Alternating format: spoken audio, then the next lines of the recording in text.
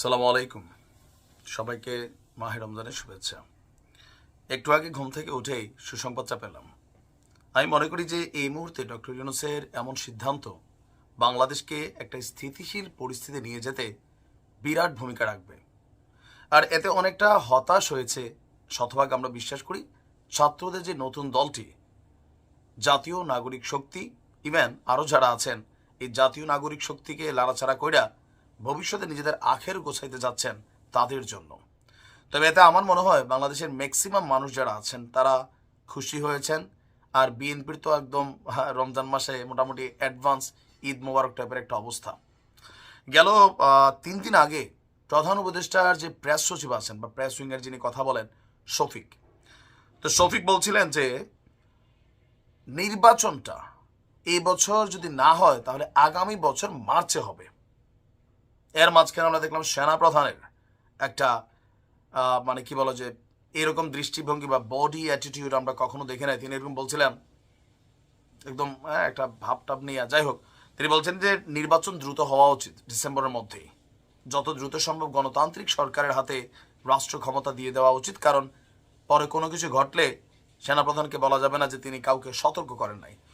তো নানান চাপ, বিএনপি বলছিল যে মার্চ থেকে তারা হয়তো রাজপথে নামবে যদি নির্বাচন নিয়ে কোনো ধরনের ষড়যন্ত্র করা হয়।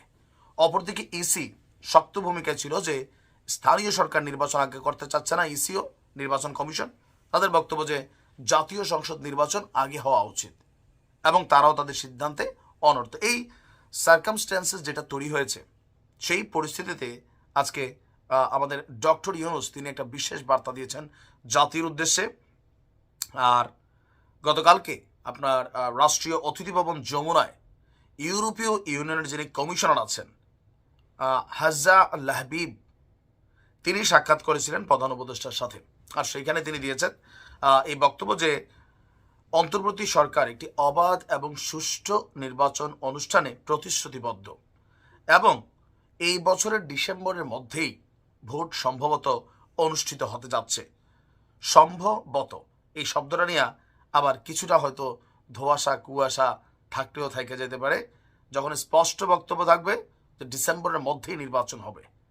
তারপরেও যেহেতু ছাত্ররা একটা প্রেশার ছিল যে আগে আওয়ামী লীগের বিচার করতে হবে, আগে এইটা করতে হবে, ওইটা করতে হবে, সংবিধান পরিবর্তন করতে হবে, আবার ছাত্রদের যে নতুন রাজনৈতিক দল, এখন রাজনৈতিক দল হিসেবে তারা নানান দাবি দাওয়া করতেই পারে। তো সরকার হিসাবে এখন ডক্টর ইউনূসের কাছে বিপিনুরের দল প্রতিদিন কত কিছু দাবি করে, বিএনপি প্রতিদিন কত কিছু দাবি করে, অন্যান্য দলগুলো প্রতিদিন কত কিছু দাবি করে, পাত্তা দেয় না, তারা তাদের কাজ করে যাচ্ছে। সো ছাত্রদের যে নতুন দল হয়েছে তারা অনেক কিছু দাবি করতে পারে, রাইট নাও তারা সরকারের সাথে কানেক্টেড না, তাদের বক্তব্য। So as a political party হিসাবে তাদের যে মুভমেন্ট বা তাদের যে বক্তব্য সেটাকে একপাশে রেখে দিলেন ডক্টর মোহাম্মদ ইউনূস। আর গতকালকের বক্তব্যে তিনি বলছেন যে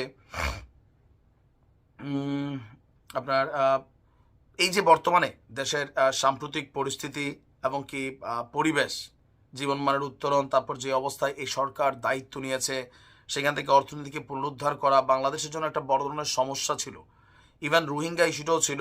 তো সব কিছু মিলেয়া ওনার বক্তব্য হচ্ছে আপনার এই মুহূর্তে একটা সুন্দর নির্বাচন অনুষ্ঠিত করার। কিন্তু প্রশ্ন হচ্ছে, আমরা বরাবরই বলি যে আইনশৃঙ্খলা পরিস্থিতি আরও যত শক্ত না হবে জাতীয় সংসদ নির্বাচন করা কিন্তু কঠিন হবে।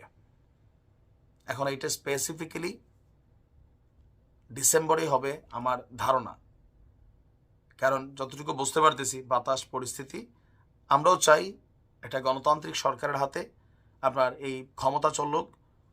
জনগণ যাদের ভোট দেয়, ছাত্রদের ভোট দিলে ছাত্ররা আসবে, বিএনপি দিলে আসবে বিএনপি, জামাতের দিলে জামাত আসবে, বাট একটা সরকার পদ্ধতি দরকার যেই সরকার জনগণের কথা শোনে। এই আসিফ নজরুল স্যার মার্কা সরকার আমাদের এই মুহূর্তে ঝামেলার কারণে হচ্ছে, কারণ সংস্কার কি চলছে জানি না, বা দেশের পরিস্থিতি অনেক জায়গায় ভালো হলে অনেক জায়গায় কিন্তু কন্ট্রোললেস।